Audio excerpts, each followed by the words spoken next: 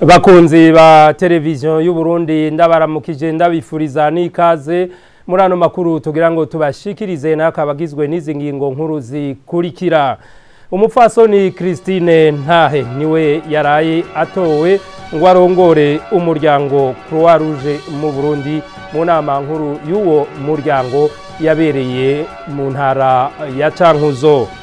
Abandura ikiza ca COVID-19 muri uku kwa mbere baragabanutse cyane ugereranije n'ukwezi kw'icumi k'umwaka turangije, bikaba byavugiwe mu nama ya komite ijejwe kurwanya ico kiza ku rwego rw'igihugu. Bavuganye n'ivyo kugurura vuba umupaka wa Gatumba Uburundi buhana n'igihugu ca Republika Iharanira Intwaro Rusangi ya Kongo, hamwe rero n'ikivuko ca Rumonge. Ubu rero inkuru imwe ukwayo.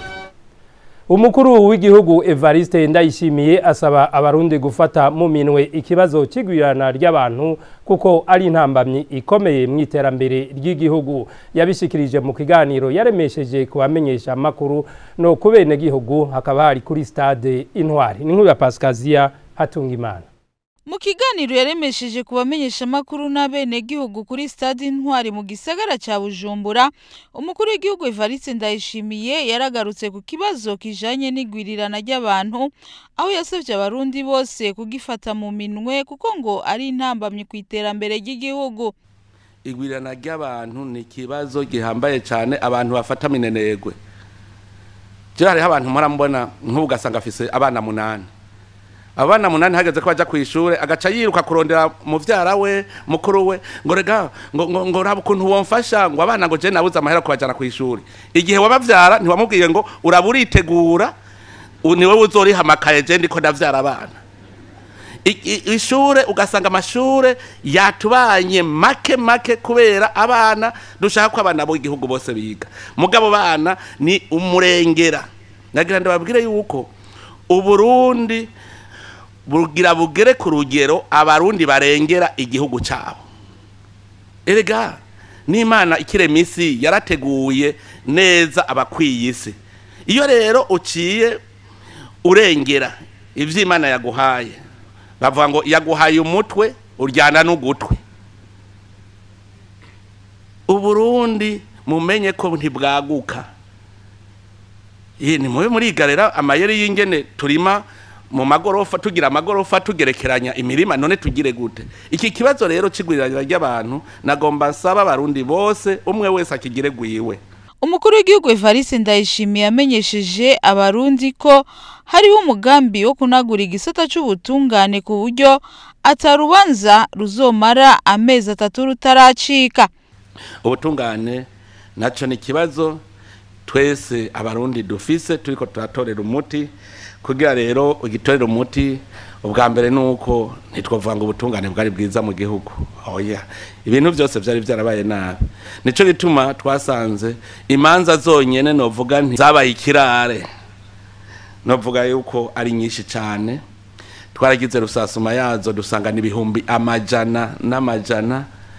Umwe wese baravuga ngo kugwi wanje rutaraja mu ngiro.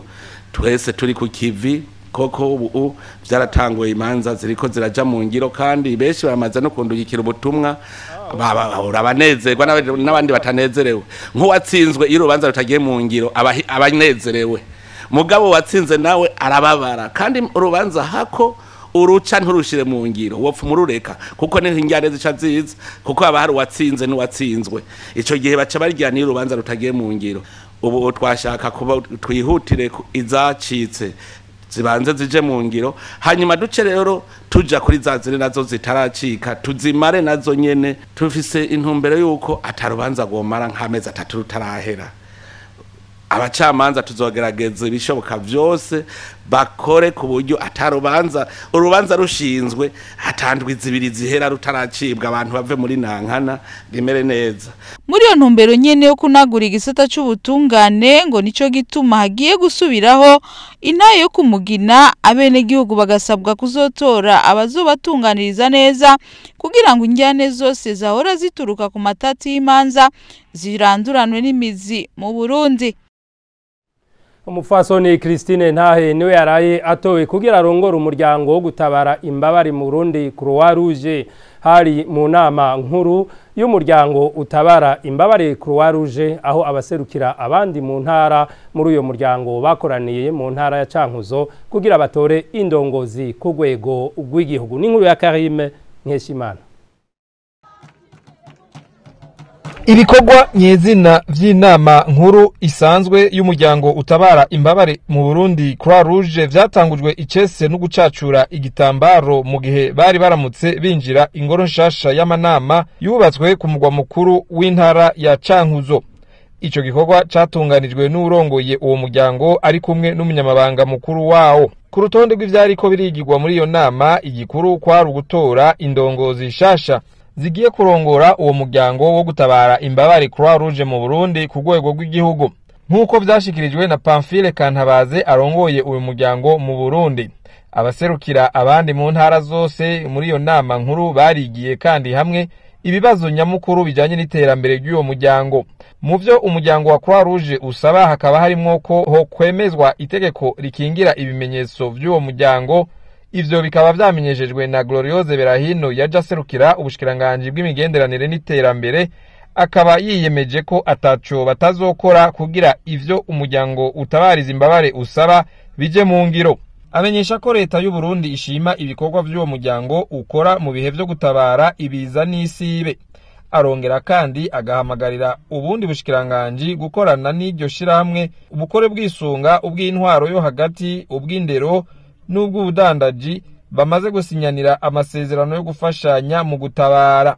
Abaserukira abandi mu ntara baciye batangura igikorwa nyamukuru cyo gutora indongozi shasha zigiye kurongora iryo shirahamwe hano mu Burundi. Uwatowe kuzorongora uwo muryango wa Croix Rouge akaba ari umupfasoni Christine Ntahe. Icegera ciwe ni Anatole Kanyenkiko. Christine Ntahe arashimira abamwizigiye bakamutora kandi ko agiye kubandanya akorana nabo neza. Aho dukoreye mu ngata barakoze cyane, nso kuvuga yuko tugiye kugira ngo turiko turabarusha, tugiye kubandaniriza aho bari bageze, bari bahejeje ikiringo cabo ca kabiri. Natwe rero nta mugambi wanje mfise umugambi wa umuryango wose no gushira mu ngiro ibiri muri plan stratégique imyaka 5. Navyo ni intambwe tuzoza turatera kandi turi kumwe n'abo bandi bose.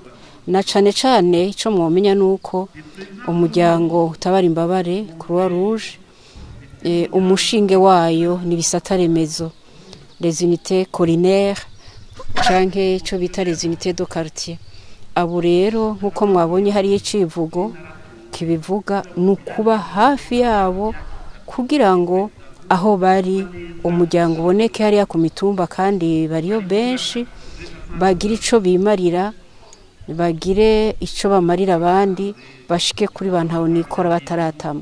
Kabaye akaryo kandi ko gushikiriza Christine Ntahe agashimwe kitiriwe Ken Allen nk'umwe mu bitanze mu bikorwa vyo gutabara mu mwaka wa 2021.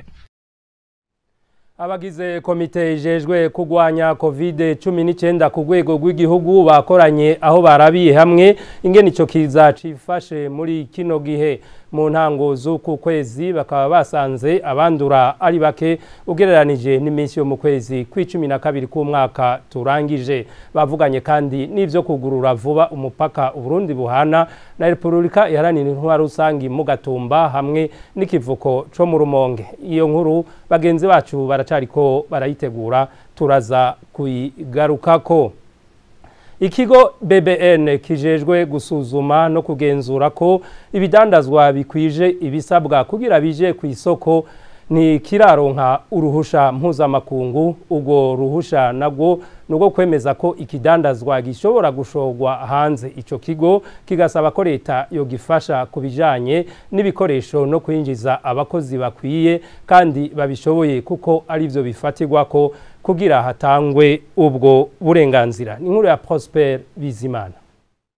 Ikigo BBN kijejwe gusuzuma no gutanga impusha ku bidandazwa byose byaba ibidandazwa hagati mu gihugu eka no hanze yaco, ariko ico kigo ntikiraronswa uburenganzira n'ikigo mpuzamakungu izo kiraba ivyico gisata. Ivyo rero ngo bishobora no kuba intambamyi ku bidandazwa bishobora gushorerwa hanze y'igihugu. Abasanzwe bajejwe ico kigo BBN bamenyesha ko hari ivyokorwa mu ntumbero yo kuronswa ubwo burenganzira. Ivyo navyo bifatiye ku nyubakwa, ibikoresho nka bimwe bita amalaboratoire, hamwe rero n'abakozi baba bakwiye kandi bafise ubumenyi. Hariho akagihaze kuko turakeneye ico twita la certification system y'iki kigo cacu kugira ngo ivyo gikoze bishobore kwemerwa mu makungu.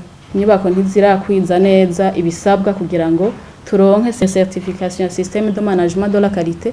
Aya laboratoire birasaba kuba ari equipe kandi afise n'abakozi bakwiye kandi babizi, hanyuma kandi bikadusaba gukora ico twita intercomparaison ya laboratoire, kaza turahiganwa n'andi malabo turabati mbega ivyapimwe n'abarundi tubijanye muri Tanzania nabo babipimye batoriki. Muri ico gihe bamaze kubona ubikoze nk'incuro nka zitanu bakabona ko ibipimo vyawe biza bimeze neza, biraguha ubwizigirwa buzotuma ejo nawe ushobora kuronka iyo accreditation ya laboratoire yawe. Ni ibintu bisaba uburyo, bisaba ko leta nayo igira uruhara runini kugira ngo iki kigo gishobore kwegera imbere gato ntikigume kuri stade kiriko. Mukamenya ko hari cigwa umuhinga mpuzamakungu azamaze gushira habona cerekana uko ikigo BBN cifashe n'ivyo gitegerezwa gushikako kugira gitera intambwe. Mu gihe muri no minsi hari imyidogo mu barondera impapuro z'inzira bivuye ku kiringo kirekire gihera batarazironswa, urongoye ibiro bikuru bijejwe uruza n'uruza rw'abantu no gutanga impapuro z'inzira, commissaire de police principale Maurice Mbonimpa yamenyesheje ko vyavuye ku bwinshi bw'abantu baza gusaba izo mpapuro uno mwaka, bituma izo bari bateguye zihera kare. Ariko rero akaba yahumurije abarondera izo mpapuro ko ibikoresho babitumye ko bishobora kuba byabonetse mu mpera z'uku kwezi kwa mbere, gutyo impapuro z'inzira zisubire gutangwa uko vyahora. Ni nkuru ya Nadine Akimana imenyereza hano kuri televiziyo y'igihugu. Mu gihe hibonekeza abantu benshi ku biro bijejwe uruja n'uruza rw'abantu no gutanga impapuro z'inzira PAF, hakaba hari n'abidoga ko bitoroshe kuronka izo mpapuro, na cane abarondera ico bita passeport. Urongoye ivyo biro, commissaire de police principal Maurice Mbonimpa amenyesha ko ico kibazo catewe nuko abarondera izo mpapuro babaye menshi cane ku buryo bigwijije na kabiri, bigatuma izo bari barateguye zidashobora kumara umwaka, ariko agahumuriza abazirondera ko bishoboka ko mu mpera z'uku kwezi kwa mbere izo mpapuro zizoba zongeye gutangwa nkuko vyahora. Ubwa mbere nuko tubona abantu basigaye batembera cyane kubyo udasanzwe nkuko bitari bimenyerewe. Hanyuma ikindi naco nuko tubona yuko abantu bava hanze baza kuzirondera kubera iza kera bari bafise ziriko zirahera. Kera hariho societe yahora ikora ayo passport. Iyo societe rero ikiringo cayo caraheze mu kwezi kwa gatanu. Ntagira abantu rero basubira kugira amaspekulation kuri ico kintu ngo n'ingorane y'amasoko n'ingorane y'ibiki. Ntabwo ari ingorane y'ubuhinga, ntabwo ari ingorane y'abakozi. N'abakozi iyo societe yakoresha leta yarabahaye akazi, baramaze gusinya n'amakonti. Nukuvuga leta nikora ivyo vyose. Ubu rero twoshaka kubahumuriza yuko izindi komande twarazigize ziriko zirashika, turibaza yuko mu minsi ya vuba ico kibazo kizoba kivuye mu nzira. Kubidoga ko hoba hatangwa ibiturire canke hakabamwo akamwana wa mama kugira umuntu aronke urupapuro yuzuriza ko umwidondoro, yamenyesheje ko yumvise ayo makenga y'abene gihugu, ngo ari naco gituma baciye bihutira guhindura abakozi bamwe kandi ngo nizo mpapuro buzuriza ko umwidondoro baragerageza kuza barazihindura kuko babonye ko hariho abaja kuzidandaza babesha abene gihugu. Ivyo turavyumva bivugwa kandi biratubabaza cyane kuko twari twababwiye yuko iki kigo kico ngaha giteza gusubirana gateka nkuko vyahora.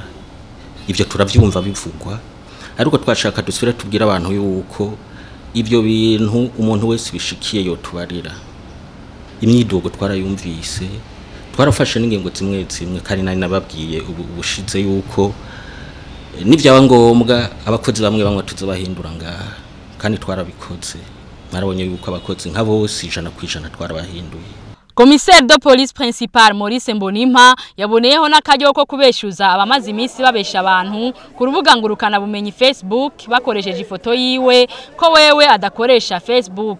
Mboneyeho mbere n'akaryo ko kubabwira yuko maze iminsi mbona abantu bandungikira ibintu byo ku ma Facebook yuko hari abantu tuvugana jewe nta konti Facebook mfise nayo nkoresha abo n'abandi babashaka kwiba abantu ndasubiye kubaha nimero yiwanje abene gihugu barantelefona tukavugana mfise nimero 61 52 ubusa. Tugaruke kuri ya nkuru y'ikiza ca COVID-19 aho abagize komite jejwe kugwanya ico kiza bakoranye bakarabira hamwe ingene ico kiza cifashe muri kino gihe mu ntango z'ukwezi kwa mbere bakaba basanze ico kiza caragabanutse cyane ugereranije n'ukwezi kwa12 k'umwaka uheze baganiriye kandi n'ivyo kugurura vuba umupaka uburundi buhana na Republika Iharanira Intwaro Rusangi ya Kongo mu Gatumba hamwe n'ikivuko co mu Rumonge. Kurikira muganga Sylvia Nzeyimana. Twabonye yuko hari biriko biragenda neza cyane ngira ngo mwari mwarabonye yuko mu ntango z'ukwezi kwa12 twari dufise ibitigiri by'abarundi benshi bariko barandura umugera wa coronavirus. Twasanze rero muri no minsi ivyo bitigiri biriko biragabanuka cyane. Turashimiye abarundi ko bitavye akamo batewe n'ubushikiranganje bujejwe amagara y'abantu no kugwanya ikizaro nk'anyanganda sida akamo ko kwipimisha kenshi. Abarundi baripimishije ku bwinshi maze abagwaye abo basanzwe bagwaye barafata imiti barakira gutyo bica bituma abandi batandura cyane. Tubandanye tubahimiriza n'ubu babandanye bipimisha kenshi kugira ngo ivyo bitigiri noneho bigabanuke cyane mbere bihere burundu. Tubahamagariye kandi bongere babandanye bagerageza kwikingira. Ibi ndabivuze kuko kenshi turabona yuko iyo bishitse abarundi bakabona habaye agahengwe mu gihugu baca badebukirwa mu gukurikiza aya mabwirizwa yo kwikingira. Ikindi umugwi w'igihugu jejwe kugwanya ikiza ca coronavirus wize twarabiye hamwe ko ikivuko cyo mu Rumonge cyo shobora kugururwa ku ngenzi zije ziva muri Kongo zikoresheje ikiyaga Tanganyika. Mu mugwi wabiciye hirya no hino urabona yuko bishoboka izo ngenzi zivuye mu gihugu ca Kongo zicishije mu kiyaga Tanganyika nazo nyene zoshobora kwinjira mu gihugu cy'u Burundi. Umugwi wacirabira hamwe rero ingene igikorwa cyo gupima izo ngenzi zinjiye mu gihugu kizogenda mu bushikiranganje bw'amagara y'abantu ca twitunganya kugira ngo turondere ikibanza cyo kubapimiramwo tungika y'abakozi n'ibikoresho hanyuma duce dukorana n'abajejwe intwaro kugira ngo turondere ikibanza aba tuzosanga bagwaye bashobora kuba baragumijemwo bariko baravugwa kugira ngo ntibace bagenda mu bene gihugu bahave babanduza. Iyo myiteguro rero turabona yuko idashobora kudufata iminsi mikenyi ku buryo twibaza ko ku munsi wa mbere itariki 10 z'ukwezi kwa mbere dushobora ico kivuko gishobora kugururwa hama n'abinjiye bagapimwa n'abagwaye bakavugwa. ubu rero ni umushikiranganji w'amagara y'abantu no kurwanya ikiza ruhonyanganda sida mu bijanye n'inyigisho naho muri no ndwi ya mbere igice ca kabiri c'amashure gitanguye haribonekeza ingorane y'ibitabo vy'inyigisho muri rusangi cyane mu gice ca gatatu c'ishure shingiro mu bushikiranganji bw'indero bakamenyesha ko bariko barakora ibishoboka kugira ico kibazo gitoregwe inyisho n'inkuru ya Ejide mbaza umutima.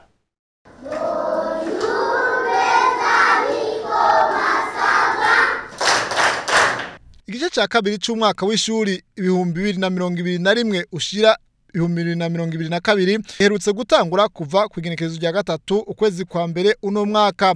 Abanyeshuri cyo kimwe n'abigisha bakaba bari ku kivi naho hakibonekeza inzitizi zimwe zibuza gushika kwihangiro ry'inyigisho z'akanovera.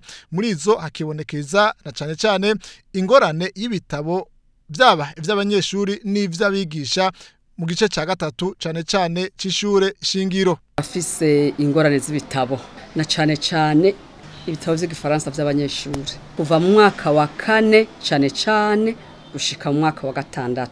Ivyo bitabo biraduteye ikibazo gose. Ntitubona yuko abana bazoronka umwimbu kwiye batagira ico bariko barakoreramwo. Kuri izo ngorane mu bushikiranganji bw'indero nkuko bishigizwa n'umunyamabanga ntahegayezwa ngo bariko barakora ibishoboka byose kugira ngo iyo ngorane itoregwe inyishu cyane ko hasigaye ko hibonekeza ingorane y'amategeko ikeneye uruhusha kugira ngo bakoreshe ivyo bitabo mu ishirahamwe RPP. Iryo soko rya mbere ryo gusohora ibitabo byo mu wa 5 no mu wa 6 twege twarariteguye hanyuma mu mategeko ryokogwa n'ishirahamwe RPP ari rya leta no mu nganda nyine icubahiro umukuru w'igihugu yagirishije yaravuze yuko twogarukira amashirahamwe ya leta. Ni naco gituma rero tutaryuguruye ngo ribisoko rihiganirwamwo bose, ahubwo dusaba abajejwe gukurikirana ivy'amasoko yuko boduha uruhusha kugira iryo soko turikorane n'ishirahamwe rya leta RPP. Twarandikiye rero ubuyobozi bujejwe ubw'amasoko n'umushikiranganje ajejwe ivy'ubutunzi baratwishura yuko atangorane vyogira. Ariko tugiye kubishira mu ngiro twasanze iryo soko rirenza ibice 10% by'amasoko tuzotanga no mwaka. Dusha dusanga hariho itegeko ry'ijana na 4 naryo rica ridufata aho bavuga yuko isoko likozwe ridaciye mu ihiganwa ridashobora kurenza ibice 10% by'amasoko yose tuzokoresha mu mwaka. Dusha twandikira indikete twandikira abajejwe gukurikirana ku munsi ukuntu amasoko atangwa agence de régulation des marchés publics tubasaba yuko boduha uruhusha ko iryo tegeko ry'ijana na 4 tutorikwirikiza kugira dushobore guha iryo soko RPP. Gushika uno munsi niko ndababarira ndacarindiriye inyishu nayo handi ibikenewe byose twarabikoze. Iyo niyo ntambwe isigaye. Frederic bangira inama akamenyesha amafaranga yatekanijwe kugira ngo ico gikorwa kije mu ngiro, aho yibutsa kandi ko n'amashure y'ubuhinga atibagiwe mu kugurirwa mwe n'ivyo bitabo. Ni bitigiri bishika ku miliyoni 452 ku mwaka wa 5 ku banyeshuri, miliyoni 49 kubigisha bo mu mwaka wa 5 ibitabo vy'abigisha bo mu mwaka wa 5, miliyoni 447 ku bitabo byo mu mwaka wa 6 ku banyeshuri, ni miliyoni 50 ku bitabo byo mu mwaka wa 6. Yose hamwe ni miliyoni 999. Hanyuma yindi soko nayo nyene ijanye n'ivyo nyene iri kumwe n'iryo kete nibitabo bizosohogwa navyo ku gice c'amashuri ya yunyuga nabo twabategekanirije imiliyoni 300.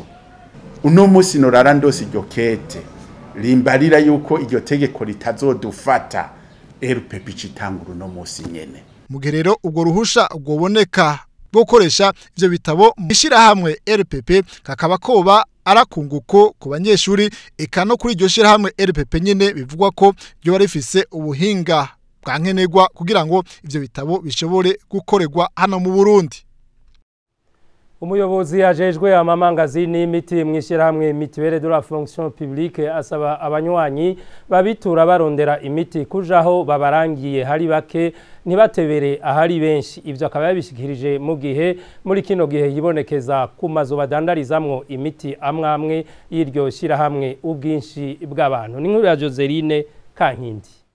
Mu gihe ibonekeza ubwinshi bw'abitura amafarumasi ya Mutuelle amwamwe mu gisagara ca Bujumbura, urongoye amafarumasi ya Mutuelle amenyesha ko biva ahanini kuko ayo mafarumasi asigaye afise imiti atari mike. Nikiza ca COVID-19 ngo caratumye abitura ayo mafarumasi bagwira. Ariko kandi kino gihe ngo bari mu bikorwa vyo gusuzuma ibikorwa bakoze umwaka wose, hakaba rero hari n'amafarumasi yugaye ibica bituma izuguriye zakira benshi. Muganga Ildefonse Bigirindavyi arongoye amafarumasi ya Mutuelle asaba abitura kumvira iyo abakozi ba Mutuelle babarungitse ku yandi mafarumasi ngo kuko kuba ari kugira bashobore kwakirwa badatevye.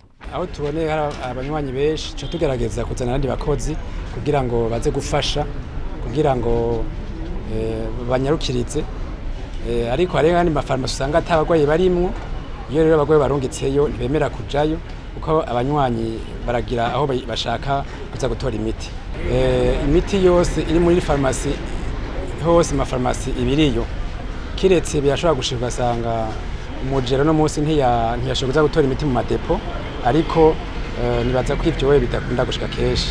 Ikindi gituma usanga abanywanyi ari benshi mu mafarumasi amwamwe ngaha mu gisagara ca Bujumbura ngo nuko ishirahamwe rya Mutuelle ryatanguye gukoresha ubuhinga bwa none mu mafarumasi amwamwe. Tunovuga hariho amafarumasi amwamwe tukiri muri systeme ya kera, naho turi mu buhinga bushasha. Urumva birashika yuko umuntu urwaye ashobora ko yagiye muri farumasi nka turi iyi farumasi cinquantenaire ikora 24/24 bari mu buhinga bushasha. Na Kamenge mu buhinga bushasha, no muri Kigobe mu buhinga bushasha, no kuri siège bari mu buhinga bushasha.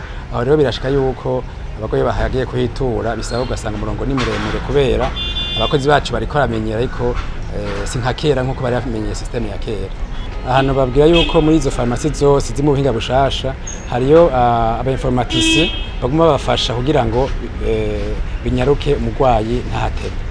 Mwamenya ko mu mafarumasi ndwi yishirahamwe Mutuelle mu gisagara ca Bujumbura abiri muri yo akora amasaha 28 kuri 28. Ayo nayo akaba ari farumasi du cinquantenaire be niyo mu Kamenge. N'igisagara ca Gitega kikaba giherutse kuronswa ifarumasi ikora amasaha 28 kuri 28 ikaba iri ruhande y'ibitaro bikuru vya Gitega.